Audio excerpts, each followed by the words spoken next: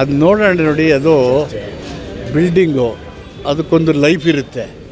Life safe ಆಗಿದೆಯೋ ಇಲ್ಲವೋ ಅಂತ ನೋಡಬೇಕು. ಮೊದಲು ಜನಗಳ ಲೈಫ್ ಇಂಪಾರ್ಟೆಂಟು ಅಲ್ವಾ? ಅದನ್ನು ಹೊಡೆದಾಕ್ಬಿಟ್ಟು ಖಾಲಿ ಮಾಡಬೇಕು, ಇದ್ದವ್ರಿಗೆ ಬಡಿಸಿ, ಇದು ಯಾವ ಉದ್ದೇಶವೂ ಇರಲ್ಲ. ಅದರ ಬಿಲ್ಡಿಂಗನ್ನು ಲೈಫ್ ಇದೆಯಲ್ಲ, ಜೀವನ ಆಗಲೇ ಬಿಡ್ತಾ ಇದೆ.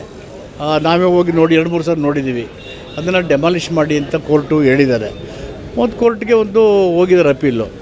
ಅಲ್ಲಿ ತಾಂತ್ರಿಕ ಸಮಿತಿಗಳು ಏನು ವರದಿ ಕೊಡ್ತವೆ ಅದು ಆಧಾರದ ಮೇಲೆ ಕ್ರಮ ತಗೊಳ್ತಾರೆ. ಡಾಕ್ಟರ್ ದೇವರಾಜ ಮಾರ್ಕೆಟ್ ಇರಲಿ, ಲ್ಯಾಂಡ್ಸ್ಟೋನ್ ಬಿಲ್ಡಿಂಗ್ ಆಗಲಿ, ಅದು ನಿಮ್ಮ ಕಾಲ ಅಂದರೆ ಸಿದ್ದರಾಮಯ್ಯವ್ರ ಕಾಲದಲ್ಲೇ ಅವೆಲ್ಲ ಮುಗಿಬೇಕು, ಅವೆಲ್ಲ ಡೆಮಾಲಿಷನ್ ಆಗಿ ಹೊಸ ಕಟ್ಟಡಗಳು ಕೈಗೊಳ್ತೀರಾ? ಅದರ ಉದ್ದೇಶ ಇದರಲ್ಲಿ ಯಾವುದೇ ಹಿಡನ್ ಅಜೆಂಡಾ ಇಲ್ಲದೇ ಅವು ಸರಿಯಾಗಿ ಆಗಬೇಕು, ಜನಗಳಿಗೆ ತೊಂದರೆ ಆಗಬಾರ್ದು. ಆ ಹೆರಿಟೇಜ್ ಸ್ಟ್ರಕ್ಚರ್ನ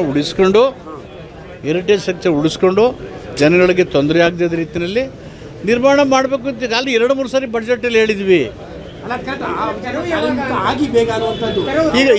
ಈಗ ಮೊನ್ನೆ ಎಲ್ಲ ಒಂದು ಚರ್ಚೆ ಮಾಡಿದ್ದಾರೆ, ಮೀಟಿಂಗ್ ಮಾಡಿದ್ದೀವಿ.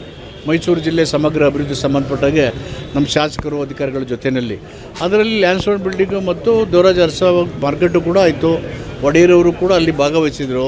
ಎಲ್ಲ ಸಕಾರಾತ್ಮಕ ಚರ್ಚೆ ಮಾಡಿದ್ದಾರೆ. ಜನಗಳಿಗೆ ಅನುಕೂಲ ಆಗಬೇಕು ಮತ್ತು ಆ ಬಿಲ್ಡಿಂಗ್ನ ಲೈಫ್ ಸ್ಪ್ಯಾನ್ ಇನ್ನೊಂದು 100 ವರ್ಷ ಬರಬೇಕು, ಅದು ನಮ್ಮ ಉದ್ದೇಶ.